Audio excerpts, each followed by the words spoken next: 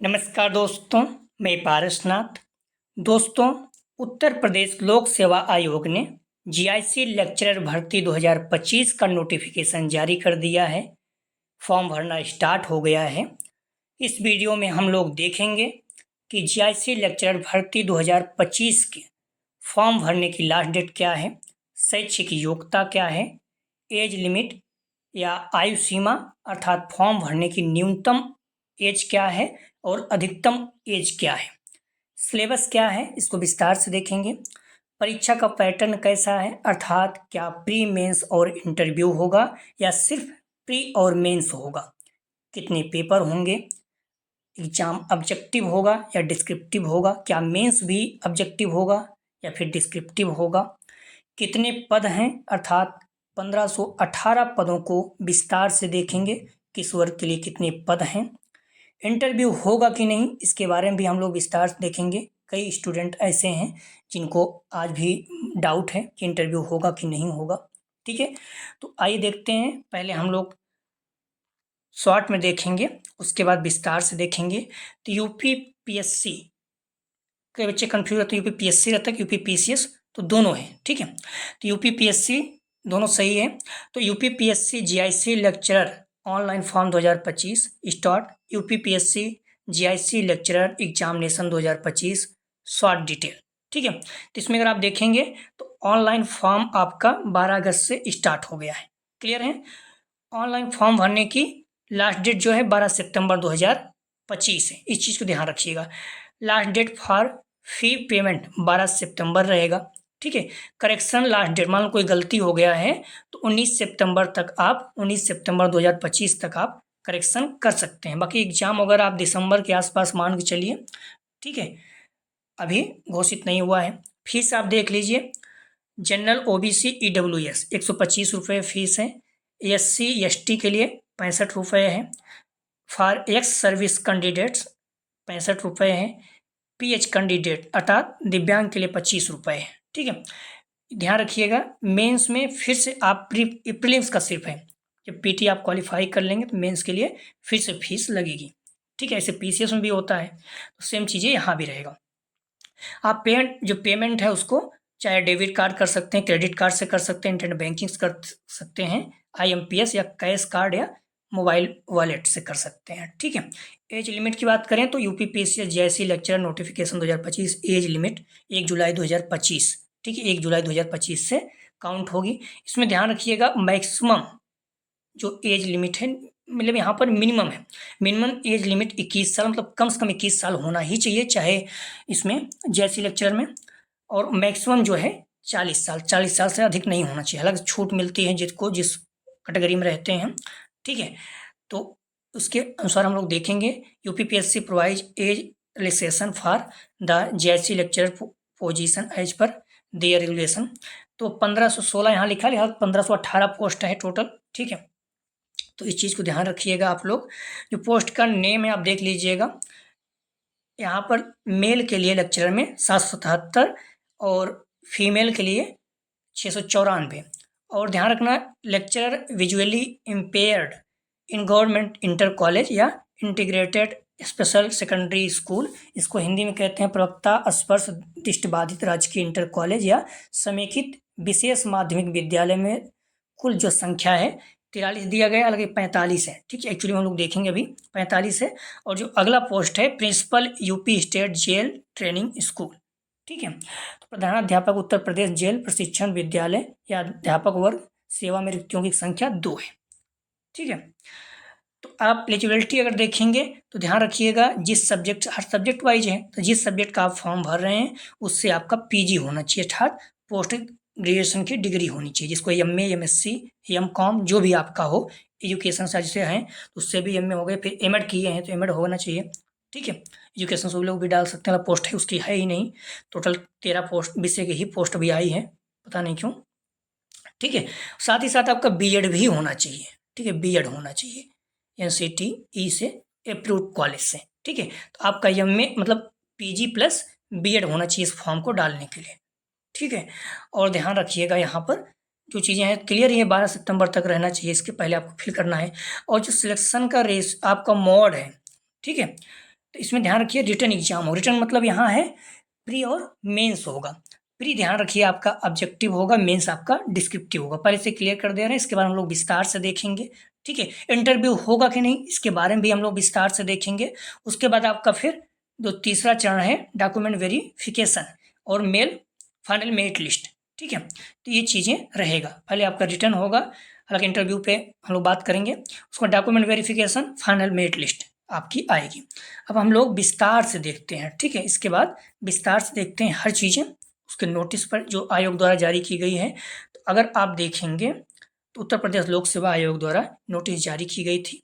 ठीक है, इसमें प्रवक्ता राजकीय इंटर कॉलेज 2025 की वैकेंसी ऑनलाइन पर जो आवेदन है ये 12 अगस्त से स्टार्ट हो गया है। ऑनलाइन परीक्षा शुल्क बैंक में जमा करने अर्थात ऑनलाइन स्वीकार करने की अंतिम तिथि जो है ये 12/9/2025 है। फॉर्म अर्थात फॉर्म जमा करने की अंतिम तिथि 12/9 है और परीक्षा शुल्क भी जमा करने की अंतिम तिथि 12/9 है, मतलब 12 सितंबर है, हम लोग देख चुके हैं। ठीक है, और ऑनलाइन प्रस्तुत आवेदन में सुधार था संशोधन। ठीक है, ये जो है आपका 19/9 है। ठीक है, 19/9 है, मतलब 19 सितंबर है। इस चीज़ को थोड़ा से आप लोग ध्यान रखिएगा। यहाँ पर हम लोग अलग शॉर्टकट में बात कर चुके हैं, अगर आप देखेंगे तो आप सब चीज़ें क्लियर हैं। ठीक है, इस चीज़ को ध्यान दे सकते हैं आप लोग। ठीक है, तो इस चीज़ को आप लोग क्लियर रहिएगा और कोशिश करिए फॉर्म आप जितना जल्दी हो सके फिल कर दीजिए। ऐसा नहीं कि लास्ट में करेंगे, लास्ट में आप लोग क्यों करते हैं पता नहीं, बाद में जाम हो जाता है, साइड वगैरह ढेर सारी समस्याएं आती हैं। तो अगर आप लोग फिल नहीं किए तो कर दीजिए। ध्यान रखिए फॉर्म फिल करने से पहले आपको OTR करना होगा। OTR अगर नहीं किए तो कर दीजिए। जो लोग LT ग्रेड के फॉर्म फिल कर रहे थे किए हुए होंगे तो OTR किए होंगे तो उसी से हो जाएगा। ठीक है, तो ऑनलाइन आवेदन करने से पूर्व OTR अर्थात OTR registration one time registration number प्राप्त करना अनिवार्य है। और ध्यान रखिए फॉर्म फिल करने से 3 दिन पहले 72 घंटा पहले OTR करना होगा। ऐसे अभ्यर्थी जिन्होंने OTR नंबर प्राप्त नहीं किया ऑनलाइन आवेदन करने के 72 घंटा पूर्व आयोग की वेबसाइट पर OTR नंबर प्राप्त कर सकते हैं। जैसे आज आप OTR करेंगे तो तीसरे दिन मतलब 72 घंटे बाद आप फॉर्म लेक्चरर का भर पाएंगे। इस चीज़ को ध्यान रखिएगा। उपरांत ही OTR नंबर प्राप्त करने के उपरांत ही आयोग की वेबसाइट पर ऑनलाइन आवेदन सबमिट किया जा सकता है। इस चीज़ को आप थोड़ा सा ध्यान रखिए, इसलिए OTR कर लीजिए, हमेशा काम देगा। ठीक है, तो अब हम लोग परीक्षा शुल्क देख ही चुके हैं, तो इस चीज़ को आप लोग ध्यान रखिएगा। परीक्षा शुल्क हम लोग देख चुके हैं, लेकिन अगर आप देखना चाहें तो इसमें भी देख सकते हैं। ठीक है, जनरल OBC EWS का 125 रुपये। ठीक है, अनुसूचित जात अनुसूचित जनजाति का 65 रुपये, दिव्यांगजन के लिए ठीक है 25 रुपये, भूतपूर्व सैनिक के लिए 40 रुपये, 65 रुपये। ठीक है, और स्वतंत्रता संग्राम सेनानी के आश्रित महिला कुशल खिलाड़ी की 19 श्रेणी के अनुसार होगा। इनका छूट नहीं है। अगर जनरल में तो 125 देना होगा, SC ST में तो 65। ठीक है, तो उस तरह से आपको देना होगा। इस चीज़ को आप लोग ध्यान रखिएगा। ठीक है, ये एक पॉइंट यहाँ भी देख लीजिए। उत्तर प्रदेश लोक सेवा आयोग प्रवक्ता पुरुष महिला राजकीय इंटर कॉलेज परीक्षा 2025 में प्रवेश के लिए उपयुक्त परीक्षा अभ्यर्थियों का चयन प्रवेश के लिए उपयुक्त अभ्यर्थियों का चयन करने हेतु जिले के विभिन्न परीक्षा केंद्रों पर एक प्रारंभिक परीक्षा का आयोजन होगा, मतलब प्री होगा आपका। ठीक है, करेंगे चयन मुख्य परीक्षा अर्थात लिखित परीक्षा में प्राप्त कुल अंकों के आधार पर होगा। इस चीज़ को आप लोग ध्यान रखिए, यहाँ तक क्लियर कर दिया। जो आपका चयन होगा प्री तो होगा, पहले आपका प्री होगा उसके बाद मुख्य परीक्षा होगा, और मुख्य परीक्षा के योग मतलब जो कुल अंक है जैसे 400 है तो उसके आधार पर ही आपका चयन होगा, ध्यान रखिएगा। अर्थात इंटरव्यू नहीं होगा। क्लियर हो रहा है यहाँ पर? तो हम लोग इसके बारे में और भी विस्तार से देखेंगे। ठीक है, अर्थात आपका जो एग्जाम होगा प्री और मेंस होगा। प्री आपका ऑब्जेक्टिव होगा, मेंस आपका लिखित होगा। ठीक है, यहाँ पर साफ शब्दों में दिया है लिखित। ठीक है, परीक्षा की तिथि एवं केंद्र की सूचना अभ्यर्थियों को ई प्रमाण पत्र प्रवेश पत्र के माध्यम से दी जाएगी। ठीक है, अब यहाँ हम लोग रिक्तियाँ देख लीजिए, वहाँ पर कुछ संशोधन करना था, मतलब गलत है। इसे वर्तमान में चयन हेतु प्रवक्ता महिला पुरुष राजकीय इंटर कॉलेज में रिक्तियों की कुल संख्या 1471 दिया गया है।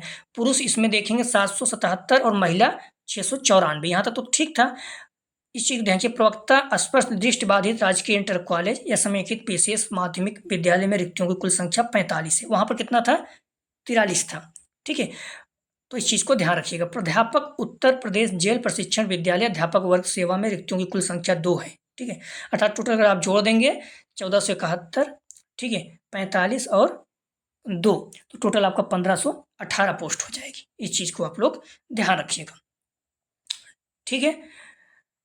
पद की प्रकृति आप देख लीजिए, तो इसमें हो जाएगा, ठीक है। लेक्चरर का लेवल 8 प्रवक्ता स्पष्ट, इसमें प्रवक्ता पुरुष महिला राजकीय इंटर कॉलेज लेवल 8 है। प्रवक्ता स्पष्ट दृष्टिबाधित राजकीय इंटर कॉलेज समेकित विशेष माध्यमिक विद्यालय लेवल 8, प्रधानाध्यापक जेल प्रशिक्षण विद्यालय लेवल 7, ठीक है। तो इस चीज़ को आप लोग ध्यान रखिएगा थोड़ा से, ठीक है।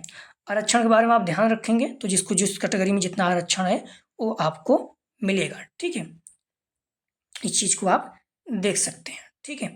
हम लोग थोड़ा काम की चीज़ें कुछ देखेंगे, इसमें इस चीज़ को ध्यान रखिएगा, OTR तो होना ही चाहिए, ठीक है। इस चीज़ को आप देख लीजिएगा, यहाँ पर दिया गया है जो चीज़ें दी गई हैं, ठीक है। वैवाहिक स्थिति भी आपको सब चीज़ बताना होगा। तो हम लोग देखते हैं प्रवक्ता पुरुष महिला राजकीय इंटर कॉलेज की शैक्षिक अर्हताएं अर्थात शैक्षिक योग्यताएं। तो ध्यान रखिएगा, पहला तो आप लोग अभी 13 विषय का ही जारी हुआ है, जबकि इनको और जारी करना चाहिए और पोस्ट विषय का, लेकिन पता नहीं क्यों उन्होंने सिर्फ 13 विषय का ही जारी किया है। ये उन बच्चों के साथ अन्याय है जिनका विषय नहीं जारी किया गया है।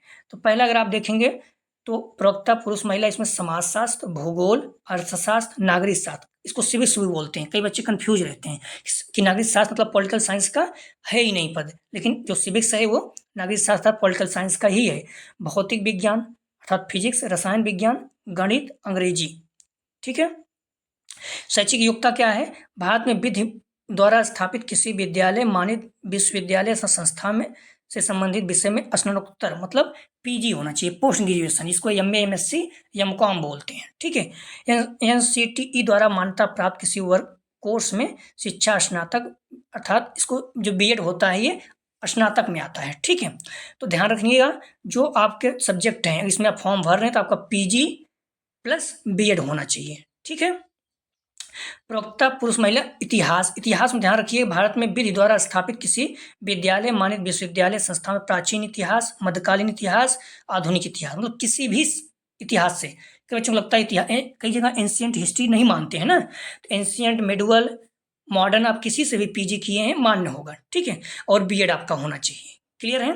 प्रवक्ता जीव विज्ञान, ध्यान रखना, इसमें भारत में विधि द्वारा स्थापित आपका मानित विश्वविद्यालय संस्था में वनस्पति विज्ञान या जंतु विज्ञान से PG हो मतलब MSc होना चाहिए और BEd होना चाहिए, ठीक है। हिंदी में अगर आप देख लीजिए, हिंदी अगर आप फॉर्म डालना चाहते हैं तो क्या होना चाहिए?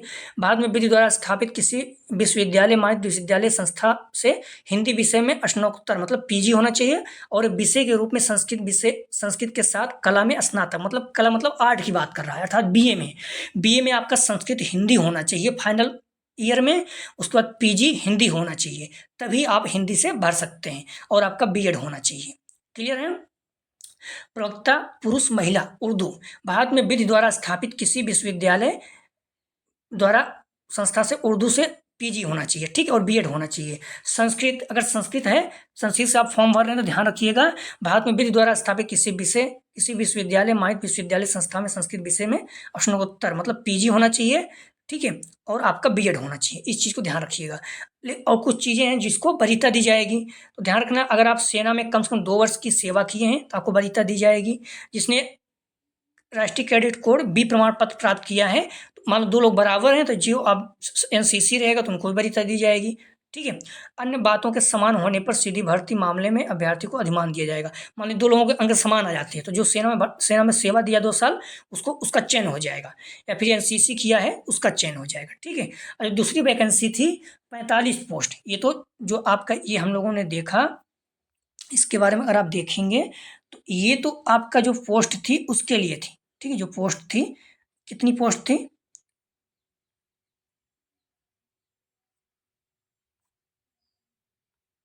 ठीक है, तो इसमें अगर देखेंगे आप लोग तो लगभग कितनी पोस्ट थी?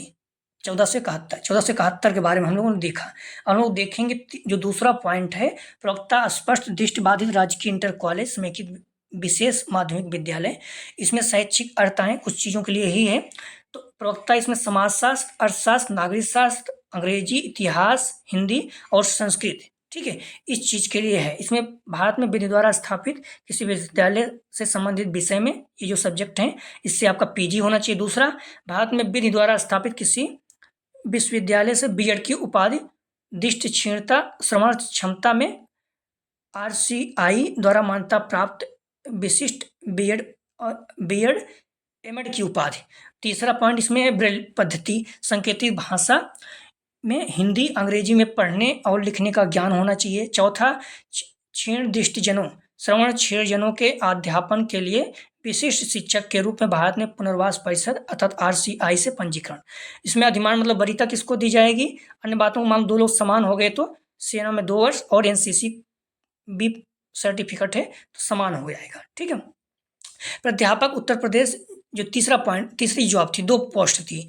प्राध्यापक उत्तर प्रदेश जेल प्रशिक्षण विद्यालय अध्यापक और सेवा, इसमें आप ध्यान रखिएगा मनोविज्ञान से आया हुआ है। इसमें आपका मनोविज्ञान प्रश्न पत्र मनोविज्ञान में पीजी होना चाहिए। ठीक है, अपराध विज्ञान में डिप्लोमा या फिर जो है अपराध विज्ञान में डिप्लोमा के साथ मनोविज्ञान में स्नातक होना चाहिए, मतलब पीजी होना चाहिए। ठीक है, तो इसमें थोड़ा सा आप देख लीजिएगा। ठीक है, तीसरा जो है मनोविज्ञान में स्नातकोत्तर उपाधि में एमए स्तर पर सामाजिक मनोविकार सोशल पैथोलॉजी या सामाजिक अव्यवस्था डिसऑर्गेनाइजेशन का एक प्रश्न पत्र हो या फिर स्नातक उपाधि के किसी प्रश्न पत्र के बदले में अपराध मनोविज्ञान के एक पक्ष पर अपराध विज्ञान शोध हो। ठीक है, इसमें आपका वरीयता किसको मिलेगी? विषय में डॉक्टर की उपाधि, हिंदी का अच्छा ज्ञान, अन्य बातों के अगर समान होने पर, अगर ये सब चीज़ें समान हैं तो ध्यान रखना सेवा किए हैं या फिर एनसीसी बी सर्टिफिकेट है उनको वरीयता दी जाएगी। अब इसमें एक और देख लीजिएगा, समाज अपराध विज्ञान और दंड शास्त्र प्राध्यापक, मतलब इसके विषय में अगर टीचर बनना चाहते हैं तो समाज शास्त्र या सामाजिक कार्य या मानव शास्त्र या मनोविज्ञान में पीजी होना चाहिए, बशर्ते निम्नलिखित में से प्रत्येक पर एक पूर्ण प्रश्न पत्र लिखा गया हो। समाज शास्त्र या सामाजिक मनोविज्ञान या मनोविकार या समाज मनोविज्ञान या समाज मानवशास्त्र या अपराध ध्यान रखें और अपराध विज्ञान और दंड शास्त्र या अपराध मनोविज्ञान, ये चीज़ें आपका होना चाहिए डिग्री। ठीक है, विषय में डॉक्टर के बाद हिंदी अच्छा ज्ञान समान होगा तो फिर वही 2 वर्ष सेवा में सेना में जो सेवा दिया होगा उनको वरीयता दी जाएगी या फिर एनसीसी बी सर्टिफिकेट है।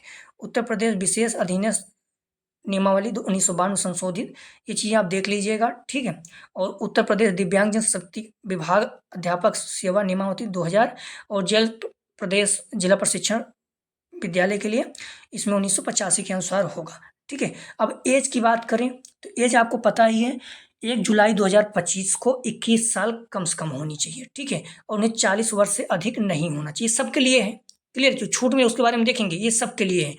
उनका जन्म जब 21 और 40 बात करें तो 2 जुलाई 1985 से पहले नहीं होना चाहिए, 1 जुलाई 2004 के बाद नहीं होना चाहिए। दिव्यांगजन हेतु 55 वर्ष है। ठीक है, अधिकतम आयु 55 साल, मतलब 40 साल है, 15 साल का छूट मिलता है दिव्यांगजनों के लिए, अर्थात हाँ। ठीक है, और अभ्यर्थी का जन्म 2 जुलाई 1970 के पूर्व नहीं होना चाहिए। ठीक है, अब छूट की बात करें तो अधिकतम आयु सीमा में छूट क्या है?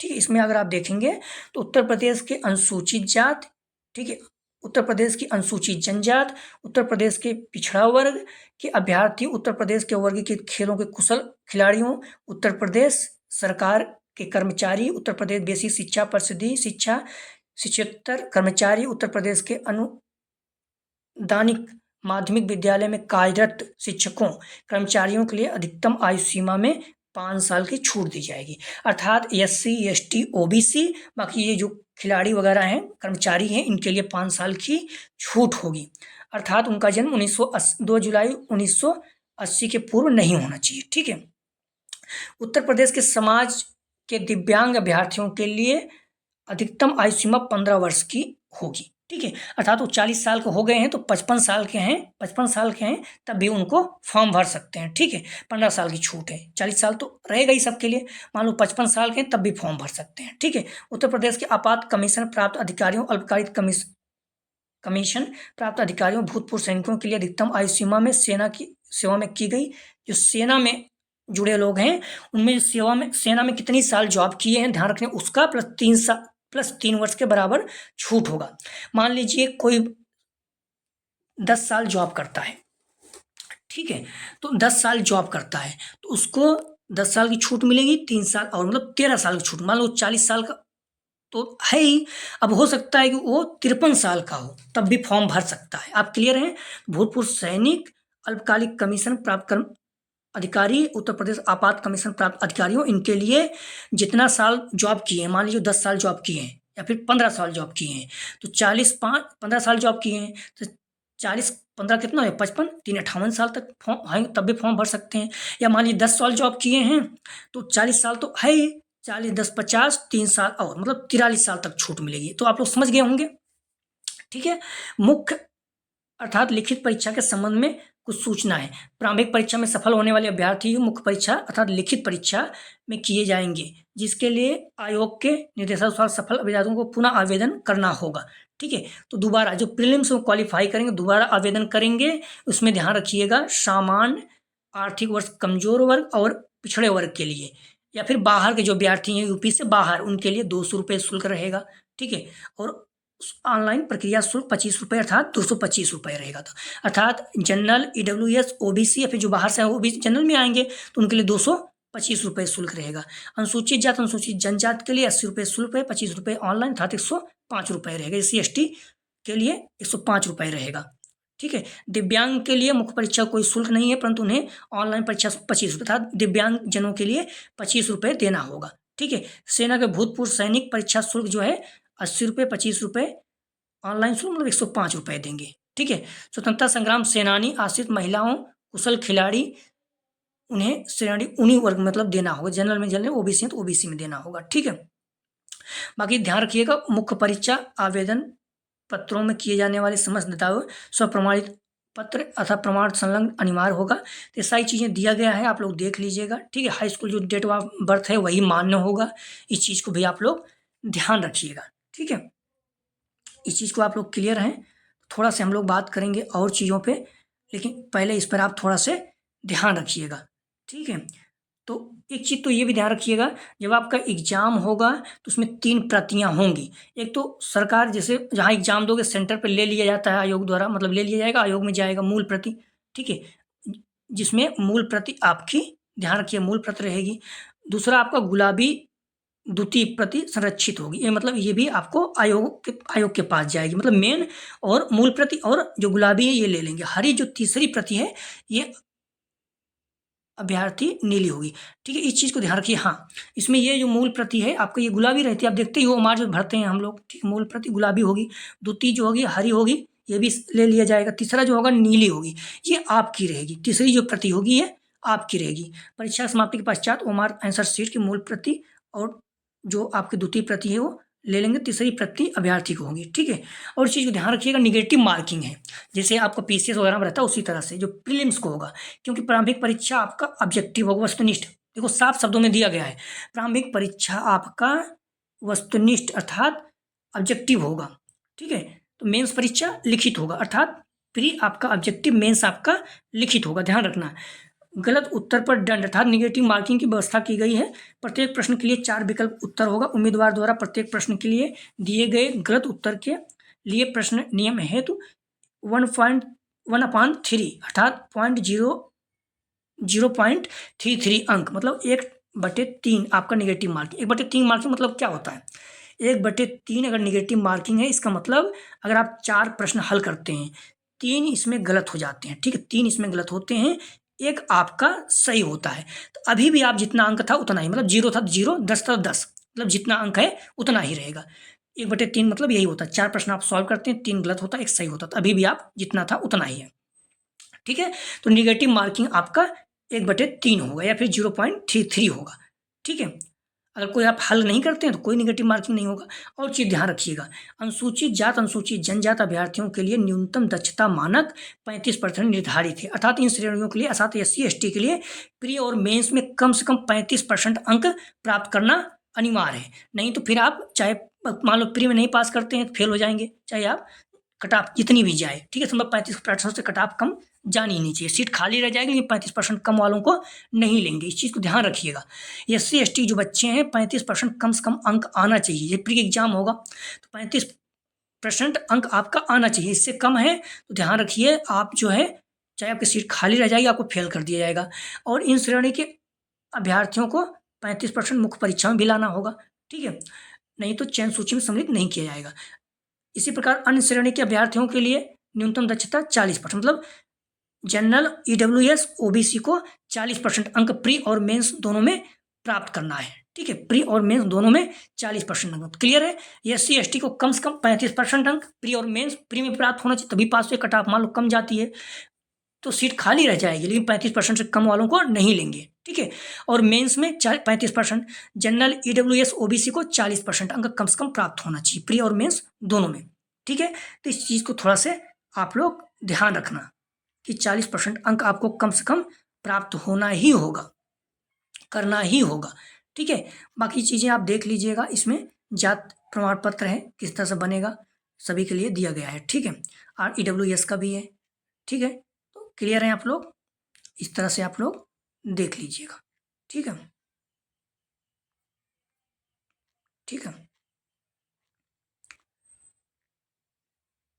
ठीक है। तो इस चीज़ों को हिंदी इंग्लिश दोनों में है, तो आप लोग देख लीजिएगा, ठीक है।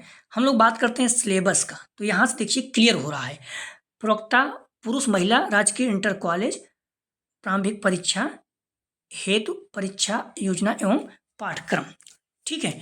तो ध्यान रखिएगा, जो आपका 777 पुरुष का और 654 महिला है, ठीक है। इन पदों के लिए ध्यान रखिएगा, आपको टोटल जो है इसका प्री मेंस का पहले हम लोग सिलेबस देखेंगे। तो प्रारंभिक परीक्षा में सामान्य अध्ययन आएगा और वैकल्पिक विषय का एक प्रश्न पत्र होगा, ठीक है। जो पीटी का एग्जाम होगा इसमें एक पेपर होगा, ठीक है। इसमें जीएस भी रहेगा, आपका जो विषय है, जैसे मान लो किसी का हिंदी है तो हिंदी, पॉलिटिकल साइंस है तो पॉलिटिकल साइंस, इकोनॉमिक्स है तो इकोनॉमिक्स, फिजिक्स है तो फिजिक्स, उससे आपका रहेगा जो वस्तुनिष्ठ व बहुविकल्पी प्रकार का होगा। तो पीटी का पेपर कैसे होगा? प्री का ऑब्जेक्टिव होगा। टोटल इसमें 120 प्रश्न रहेगा, जिसमें ध्यान रखिएगा आपका विषय का 80 प्रश्न और जीएस का 40 प्रश्न रहेगा। कुल 300 अंकों का होगा, 2 घंटे समय होगा। तो क्लियर है, 120 प्रश्न होगा, 300 अंक का होगा, ठीक है। जो आपका विषय है उससे 80 प्रश्न होगा, 40 प्रश्न जीएस का रहेगा। समय आपका 2 घंटे रहेगा, अर्थात 120 प्रश्न आप 2 घंटे में हल करना होगा। जीएस देख लीजिए, जीएस का सिलेबस आप सामान्य विज्ञान रहेगा, भारत का इतिहास, भारतीय राष्ट्रीय आंदोलन, भारतीय राजतंत्र, अर्थव्यवस्था एवं संस्कृत, ठीक है। भारतीय कृषि, यहाँ पर संस्कृत मतलब कल्चर की बात कर रहा है। भारतीय कृषि, वाणिज्य, व्यापार, विश्व भूगोल, भारत का भूगोल मतलब भूगोल रहेगा। अधुनातन राष्ट्रीय अंतर्राष्ट्रीय महत्वपूर्ण घटनाएं, सामान्य बौद्धिक तार्किक मतलब रीजनिंग रहेगा। उत्तर प्रदेश की शिक्षा, संस्कृत, कृषि, उद्योग, व्यापार, रहन सहन, सामाजिक प्रथाओं के संबंध में विशेष जानकारी। प्रारंभिक गणित मतलब रीजनिंग गणित दोनों रहेगा, अंक गणित, बीज गणित, रेखा गणित, परिस्थिति एवं पर्यावरण। क्लियर है? तो जो सब्जेक्ट है आपका ये सब भी, इकोलॉजी, इन्वायरमेंट भी रहेगा, ठीक है। अब वैकल्पिक विषय की बात कर रहे हैं, पीटी का ही ऑब्जेक्टिव का, तो ध्यान रखें वैकल्पिक विषय का पाठ्यक्रम मुख्य परीक्षा की भांत होगा। जो मुख्य परीक्षा का सिलेबस है वही आपका पीटी में भी रहेगा। तो क्लियर हो गया, पीटी का जो पेपर होगा आपका 120 प्रश्न रहेगा, 80 प्रश्न वैकल्पिक विषय का होगा। वैकल्पिक विषय जो मेंस वाला सिलेबस है वही सिलेबस प्री में भी होगा। अगर आप अच्छे से पढ़ लेंगे प्री में तो मेंस में भी काम देगा। और सामान्य अध्ययन का 40 प्रश्न होगा जिसका आपको दिया गएगा। और पीटी ध्यान रखना 300 अंकों का होगा, ठीक है, 300 अंकों का होगा, 2 घंटे का रहेगा, 120 प्रश्न रहेगा। तो ये क्लियर हो गया। अब हम लोग देखते हैं प्रवक्ता महिला पुरुष राजकीय इंटर कॉलेज मुख्य परीक्षा था, लिखित परीक्षा। तो ये चीज़ें क्लियर रहिएगा, लिखित परीक्षा है इसका पाठ्यक्रम। तो क्लियर हो गया। जो प्री है आपका ये ध्यान रखिएगा ऑब्जेक्टिव होगा। मेंस आपका जो है ध्यान रखिएगा लिखित होगा, डिस्क्रिप्टिव होगा, ठीक है। इसमें आपके 2 पेपर होंगे, ध्यान रखिए 2 पेपर होंगे। पहला प्रश्न पत्र पहला जो है ये सामान्य हिंदी और निबंध का होगा, समय 2 घंटे का होगा, 100 अंकों का, अर्थात 50 अंक सामान्य हिंदी का होगा, 50 अंक का निबंध होगा, ठीक है। और द्वितीय प्रश्न पत्र आपका वैकल्पिक विषय रहेगा, जैसे मान लीजिए आपका पॉलिटिकल साइंस है तो पॉलिटिकल साइंस, हिंदी तो हिंदी, संस्कृत तो संस्कृत। ये जो है वैकल्पिक विषय 3 घंटे का रहेगा, 300 अंकों का होगा। टोटल मेंस पेपर कितना हो गया? 400 अंक, ठीक है। मेंस का जो पेपर आपका है ये ध्यान रखिए आपको 400 अंकों का हो गया, ठीक है। प्रीलिम्स कितने का अंक का था आपका? 300 अंकों का, ठीक है। और प्रत्येक अंक ध्यान रखिएगा 2.5 अंक का होगा, ठीक है। प्रत्येक क्वेश्चन 300 में 120 भाग दे दीजिए, पता चल जाएगा, ठीक है। तो इस चीज़ को ध्यान रखिएगा। अब हम लोग जो प्रथम प्रश्न पत्र इसके बारे में सिलेबस देख लेते हैं। जो सामान्य हिंदी है 50 अंक का, ठीक है, 50 अंक का निर्धारित किया गया। अपठित गद्यांश का संक्षेपण, अपठित एक गद्यांश रहेगा, उसका संक्षेपण रहेगा, उसमें संबंधित प्रश्न रहेगा, ठीक, जो कंप्रेंशन जिसको बोलते हैं, पैसेज रहेगा, पैसेज से आपका उससे संबंधित क्वेश्चन होगा, उसमें जो अंडरलाइन इसे किया रहेगा उसका व्याख्या पूछ लेगा, इसका शीर्षक पूछ लेगा। तो एक पैसेज रहेगा, पैसेज से कैसे क्वेश्चन पूछेगा, उसमें आपको क्वेश्चन पूछ लेगा, उसका शीर्षक पूछ लेगा, उसका अंडरलाइन जो कोई शब्द रहेगा उसका व्याख्या पूछ लेगा, और संक्षेपण भी पूछेगा। जैसे मान लीजिए एक पेज लिखा हुआ है तो उसका एक तिहाई करना रहेगा, ठीक है, एक तिहाई मेन लिखना है। जैसे मान लीजिए आपके बारे में सारी जानकारी मुझे मिल जाती है और मैं आपको कहता हूँ कि आप अपना परिचय एक लाइन में दीजिए ना, 10 शब्दों में दीजिए, तो इसका मतलब है अपना नाम या फिर अपना एजुकेशन बता देंगे, ठीक है, मेरा नाम ये है और मैं बीए किया हूँ, एमए किया हूँ, एक लाइन में हो जाएगा, ठीक है। इस चीज़ को ध्यान रखिएगा, ठीक है। इसमें अनेक शब्द भी आएगा, विलोम शब्द आएगा, पर्यायवाची, तत्सम, तद्भव, क्षेत्रीय भाषाएं, ठीक है, वर्तनी, अर्थबोध, संधि, समास, क्रियाएं, हिंदी वर्णमाला, विराम चिन्ह, ठीक है, वाक्य रचना, लोकोक्तियां, उत्तर प्रदेश की बोलियां, ये सारी चीजें आएगा। दूसरा क्या है आपका, ध्यान रखिएगा, दूसरा निबंध है आपका, निबंध भी 50 अंक का होगा और इसके अंतर्गत एक खंड होगा, ठीक है, इस खंड से एक निबंध लिखना होगा, ठीक है, आपको 6 निबंध दिया रहेगा, इसमें से एक निबंध लिखना होगा, शब्द सीमा आपका 1000 होगा, 50 अंक है तो ध्यान रखिए 1000 शब्द लिखना रहेगा। 1000 शब्द आप काउंट नहीं करना है। एक पेज में नॉर्मली जो बच्चे लिखते हैं 150 शब्द, मतलब 150 शब्द आ जाता है, बहुत छोटा लिखेंगे 200 शब्द नहीं, बहुत बड़ा लिखेंगे 100 शब्द। तो मान के चलते हैं कि आप जो है 150 शब्द लिखते हैं एक पेज में, तो एक पन्ने में आगे पीछे कितना हो जाएगा, 300 शब्द। तो यहाँ पर लिखना कितना है, 1000, 3 3 का 9, अर्थात जो है 3 पन्ना लिखना है, तो 3 दूनी 6, लगभग 7 पेज आपको लिखना है, ठीक है। 7 पेज अगर आप लिखेंगे तो नॉर्मली एक पेज मतलब 1000 शब्द हो जाएगा, ठीक है।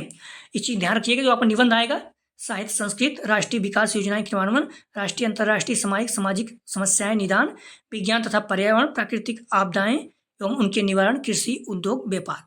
जो बच्चे कृषि लिखना चाहते हैं कृषि लिख देते हैं, साहित्य संस्कृत लिख देते हैं लिख देते हैं, जिससे चाहे आप लिख सकते हैं, ठीक है। अब ऑप्शनल आ गया, वैकल्पिक विषय आपका द्वितीय प्रश्न पत्र, जो कि 300 अंकों का है, ठीक है, आपका 300 अंकों का है। इसकी आपका ध्यान रखें, वैकल्पिक विषय प्रश्न पत्र की रचना हेतु प्रश्न पत्रों का स्वरूप अंकों के विभाजन किया गया है।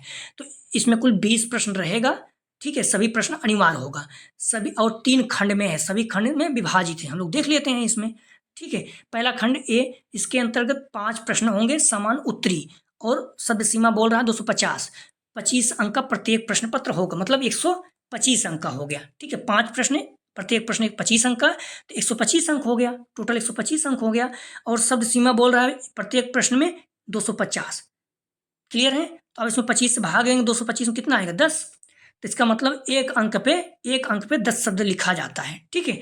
तो 250 शब्दों का मतलब क्या हुआ, 150 300, लगभग 2 पेज लिख दीजिए, हो जाएगा, ठीक है। ज़्यादा नहीं लिखना है, ज़्यादा लिखेंगे नंबर कट सकता है, ये हाई स्कूल, इंटर या बीए नहीं है, ठीक है। तो प्रत्येक 5 प्रश्न हल करना है, 5 प्रश्न हल करना रहेगा पहले खंड में, 25 अंक का प्रत्येक प्रश्न रहेगा, और शब्द सीमा 250, मतलब 2 पेज लिखना है। खंड बा, इसमें देखिए 5 प्रश्न लघु उत्तरीय रहेगा, और शब्द सीमा 150, 15 अंक रहेगा, अर्थात 150 शब्द, मतलब 1 पेज लिखना है, लेकिन आप 1.5 पेज लिख सकते हैं, ठीक है। तो प्रत्येक प्रश्न में 1.5 पेज लिखना है लगभग, ठीक है। और खंड सा के अंतर्गत 10 प्रश्न लघु उत्तरीय रहेगा, इसमें आपको शब्द सीमा 50 लिखना है, 10 अंक का प्रत्येक प्रश्न, 10 अंक का, 10 अंक मतलब होता है बस 100 शब्द लिखना होगा, तो 1 पेज आप लिख दीजिएगा, कोई दिक्कत नहीं होगा, ठीक है। ऐसा नहीं 50 शब्द मतलब आधा पेज लिखना है, आप कोशिश करिएगा 1 पेज से थोड़ा कम ही लिख दीजिएगा, ठीक है। तो ये जो है आपका ध्यान रखिएगा, सिलेबस हो गया।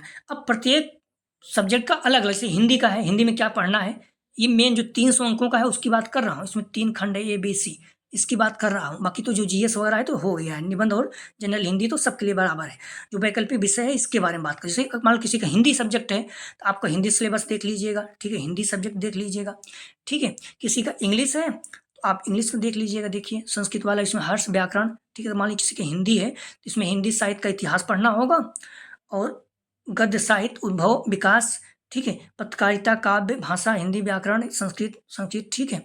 आप इंग्लिश में पढ़ना होगा, इसी तरह से लेंगे, इंग्लिश वाला देख लीजिएगा, ठीक है, इंग्लिश वाला सिलेबस देख लीजिएगा। भौतिक विज्ञान है तो इसको भी आप देख लीजिएगा, ठीक है, इस तरह से, क्लियर है आप लोग। रसायन विज्ञान का आप देख लीजिएगा, रसायन विज्ञान का सिलेबस दिया गया है, 13 जो आया हुआ है उसमें सभी का दिया गया है, ठीक है। आप इस तरह से देख सकते हैं। वनस्पति विज्ञान, जीव विज्ञान, ठीक है, इसमें आप देख लीजिएगा, ठीक है। उसके बाद जंतु विज्ञान है, इसका भी सिलेबस आप देख लीजिएगा, ठीक है। गणित है, इसका भी आप देख लीजिएगा क्या सिलेबस रहेगा, ठीक है। संस्कृत है, इसका आप देख लीजिएगा, ठीक है। सिलेबस जो दिया गया है संस्कृत का भी दिया गया है, ठीक है, आप देख लीजिएगा, ठीक है। अर्थशास्त्र इसका भी दिया गया है। नागरिक शास्त्र इसका देख लीजिएगा। भूगोल है, इसका भी देख लीजिएगा, ठीक है। इतिहास है, इसको देख लीजिएगा,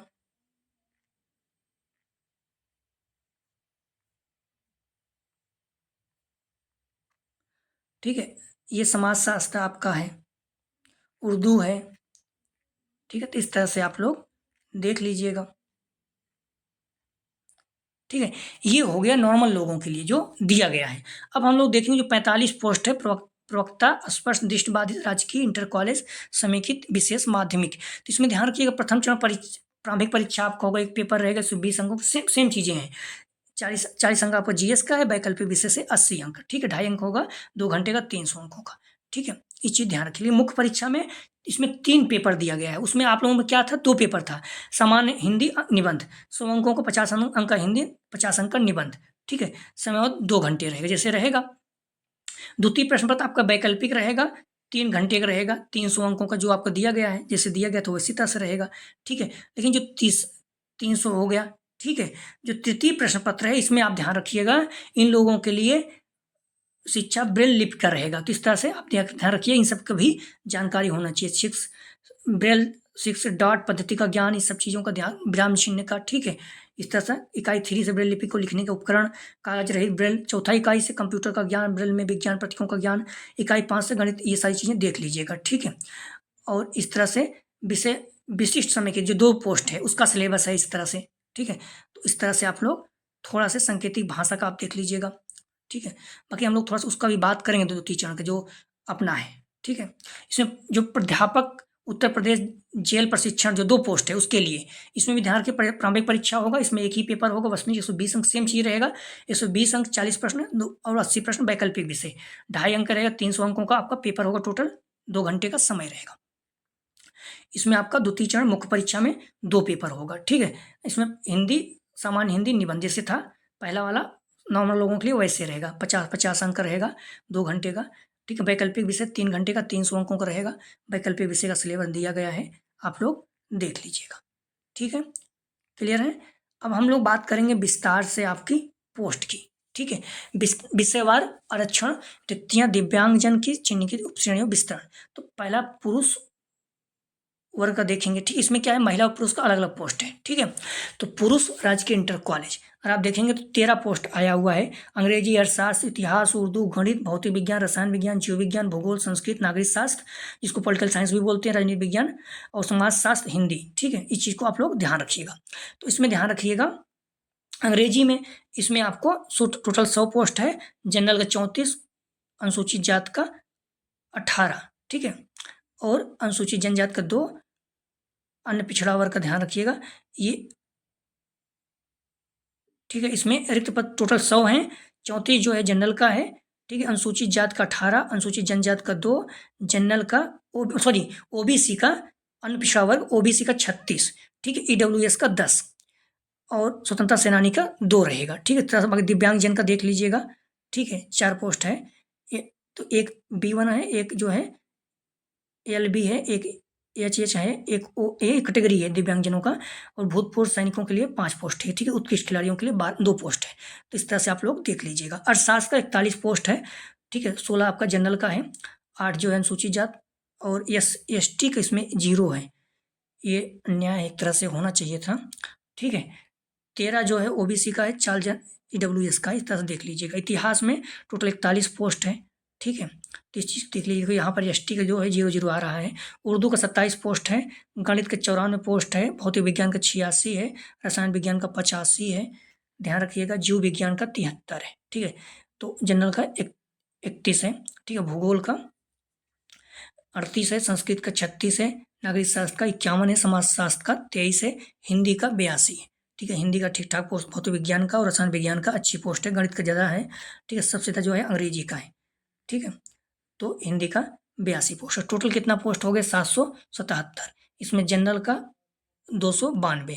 ठीक है, एससी का 162, एसटी का 8, ओबीसी का 242, ईडब्ल्यूएस का 73 है। बाकी इस तरह से आप लोग देख लीजिए। दिव्यांगजनों के बीएल सारी श्रेणियाँ आप देख लीजिए, दिया गया है। ठीक है, तो इस चीज़ को आप लोग थोड़ा सा देख लीजिएगा अपने अनुसार। अब हम लोग बात करते हैं थोड़ा से फीमेल का। ठीक है, राजकीय इंटर कॉलेज में फीमेल का। तो इसमें अगर आप देखेंगे तो जो पुरुष हो चाहे महिला हो, आप दोनों में देखेंगे, हालांकि भौतिक विज्ञान में फीस ज़्यादा पोस्ट आई है, लेकिन पुरुषों में अगर आप देखेंगे तो अंग्रेजी की सबसे ज़्यादा पोस्ट अंग्रेजी में है, उसके बाद गणित में है। ठीक है, भौतिक विज्ञान में है। ठीक है, भौतिक विज्ञान में है, फिर रसायन विज्ञान में है, उसके बाद अगर आप देखेंगे तो हिंदी में है। तो इस तरह से पोस्ट है। अब महिलाओं में अगर आप फीमेल में देखेंगे तो अंग्रेजी में ध्यान रखिएगा 34 है। ठीक है, इसमें आप देख लीजिएगा। ठीक है, 84 है। इसमें 53 आपको जनरल का है, 10 अनुसूचित जात, 3 अनुसूचित जनजाति एसटी का, 10 ओबीसी, ईडब्ल्यूएस का 8, एक जो है स्वतंत्रता संग्राम का है, और दिव्यांगजनों का 3 है, भूतपूर्व सैनिकों के लिए 4 है, उत्कृष्ट खिलाड़ियों के लिए 1 है। ठीक है, अर्थशास्त्र का 36 पोस्ट है, इतिहास का 34 है, उर्दू का 13 है, गणित का 28 है, भौतिक विज्ञान का 4 है, रसायन विज्ञान का 62 है। ठीक है, जीव विज्ञान का 73 है, भूगोल का 26 है, संस्कृत का 56 है, नागरिक शास्त्र का 54 है। ठीक है, समाजशास्त्र का 44 है, हिंदी का 80 है। टोटल 694 पोस्ट हो गया। ठीक है, जनरल का 330, एससी का 120, एसटी का 23, ओबीसी का 57, ईडब्ल्यूएस का 64, 8 जो है ये 8 किसका है? स्वतंत्रता संग्राम का है। बाकी दिव्यांगजनों का 23 है। ठीक है, भूतपूर्व सैनिकों का 29 है, खिलाड़ियों के लिए 8 है। तो इस तरह देख लीजिए। दूसरा पोस्ट था जिसमें आप देखेंगे 45, तो प्रवक्ता स्पर्श दृष्टिबाधित राजकीय इंटर कॉलेज विशेष समेकित विद्यालय का। ठीक है, तो अभी आप देखोगे तो सरकारी.com पे गलत दिया गया, उसमें 43 दिया गया है। तो इसमें देखिए हिंदी का 9 पोस्ट है। ठीक है, जो जनरल के लिए 4, ओबीसी के लिए, अनुसूचित जाति के लिए 2, एसटी के लिए 0, ओबीसी के लिए 3। ठीक है, बाकी सबके लिए इसमें एक महिला खिलाड़ी, महिला के लिए 1 है। ठीक है, इसमें इस चीज़ को थोड़ा से ध्यान रखिएगा। और इसमें ध्यान रखिएगा अंग्रेजी का 5 है। ठीक है, नागरिक शास्त्र का अंग्रेजी का 5 है, नागरिक शास्त्र का 6 है, अर्थशास्त्र का 6 है, संस्कृत का 10 है, इतिहास का 3 है, समाजशास्त्र का 5। टोटल 45 पोस्ट है। ठीक है, इस चीज़ को ध्यान रखिएगा। और जो 2 पोस्ट है उसका देख लेते हैं। प्राध्यापक उत्तर प्रदेश जेल प्रशिक्षण विद्यालय। ठीक है, इसमें आप ध्यान रखिएगा मनोविज्ञान प्राध्यापक का 1 पोस्ट, अपराध विज्ञान और दंड शास्त्र प्राध्यापक 1 पोस्ट, 2 पोस्ट है। ठीक है, इसमें सब जनरल ही है, ओबीसी, एससी, एसटी, ईडब्ल्यूएस, भूतपूर्व किसी का और नहीं है। ठीक है, इस चीज़ को आप लोग ध्यान रखिएगा। क्लियर है? तो जो सबसे लास्ट क्वेश्चन था कि जीआईसी लेक्चरर में यूपीपीएससी द्वारा जो निकाला गया है जीआईसी, एक चीज़ ध्यान रखिए, यूपीपीएससी है, यूपीपीसीएस कुछ भी लिखिए। ज़्यादातर लोग यूपीपीसीएस बोलते हैं, पब्लिक सर्विस कमीशन, लेकिन शुद्ध रूप से यही है UPPSC, Uttar Pradesh public service commission, Uttar Pradesh लोक सेवा आयोग। ठीक है, जीआईसी लेक्चरर भर्ती 2025 में इंटरव्यू होगा कि नहीं? तो एक शब्द में कहें तो इंटरव्यू नहीं होगा, सिर्फ पीटी होगा। पीटी में जो बच्चे निकाला जाएगा, कट ऑफ जारी होगा। मेंस के लिए 15 गुना बुलाते हैं, हालांकि अब तक तो 15 गुना ही बुलाते हैं। ठीक है, तो मेंस होगा, और मेंस के आधार पर मेंस जो है लिखित होगा, ये ऑब्जेक्टिव होगा, ये लिखित होगा। मेंस के आधार पर ही आपका, अर्थात 400 अंकों के आधार पर ही आपका सिलेक्शन होगा। ठीक है, इस चीज़ को आप लोग थोड़ा से ध्यान रखिएगा। तो सिर्फ मुख्य परीक्षा के आधार पर आपका चयन होगा। पहले आपका ध्यान रखिएगा प्री होगा, प्री में जो बच्चे पास होंगे 15 गुना मेंस के लिए बुलाया जाएगा, मेंस होगा, इसी के आधार पर आपका फाइनल सिलेक्शन हो जाएगा, इंटरव्यू नहीं होगा। क्लियर है? तो जीआईसी लेक्चरर में इंटरव्यू नहीं होगा। एलटी ग्रेड में पहले से इंटरव्यू नहीं था। ठीक है, लेकिन लेक्चरर में पहले होता था, लेकिन अब हटा दिया गया है। तो हालांकि जो वहाँ से आता है, मतलब कि टीजीटी पीजी वैकेंसी आती है नॉर्मली जो एडेड वाले से, वहाँ पर पीजीटी में भी इंटरव्यू है, हो सकता है वहाँ भी हट जाए, बच्चे मांग भी करेंगे इंटरव्यू में, आपको पता है थोड़ा सा बच्चों का कहते हैं नुकसान होता है उनका। ठीक है, तो यूपीपीएससी जीआईसी लेक्चरर भर्ती 2025 में इंटरव्यू नहीं होगा। ठीक है, इस चीज़ को ध्यान रखिएगा, इंटरव्यू नहीं होगा, सिर्फ प्री एग्जाम होगा, 15 गुना मेंस लोग बुलाएंगे, मेंस एग्जाम के आधार पर ही आपका सिलेक्शन होगा। तो बहुत अच्छा, जो बीएड के बच्चे हैं ध्यान रखिए, बहुत अच्छा मौका है। टीजीटी पीजीटी हो रहा है, एलटी ग्रेड आया है, उसके बाद लेक्चरर के आ गई है, बीटीसी का भी कुछ वैकेंसी प्राइमरी का आई नहीं है। बीटीसी वालों ने बुरा जरूर लगेगा, लेकिन बीटीसी वालों ने कहीं अपना नुकसान किया, बीएड वालों से लड़के, उनको लगा हम प्राइमरी से बाहर कर देंगे और उनकी को कमज़ोर हो गई, क्योंकि बच्चे पीटीसी का कम हो गए। जब बीएड वाले थे, दोनों लोग साथ में लड़ते थे, सरकार पर दबाव था, तो उसमें वैकेंसी आ सकती थी। लेकिन उन्होंने बीएड वालों को बाहर करके बहुत बड़ी गलती ये की है कि बीएड वाले बाहर हो गए, ज़्यादातर बच्चे उसमें बीएड सब कर रहे थे, क्योंकि प्राइमरी में भी लागू था। तो फिर प्राइमरी वैकेंसी मुश्किल भी है जल्दी आना, बट अगर आ जाए तो बेहतर ही है सबके लिए। जूनियर वैकेंसी हो सकता है आ सकती है, ठीक है। अब लेक्चरर में थोड़ा से ये चीज़ें और भी ध्यान रखनी है। आप लोग लिखित होगा तो आप अभी से भी जम के पढ़िए, प्री मेन दोनों को प्रैक्टिस कीजिए, ठीक है। तो उम्मीद करते हैं आप लोग समझ गए होंगे। कोई भी अगर जानकारी और चाहिए तो आप कमेंट सेक्शन में बता सकते हैं, जो चीज़ समझ में नहीं आया हो।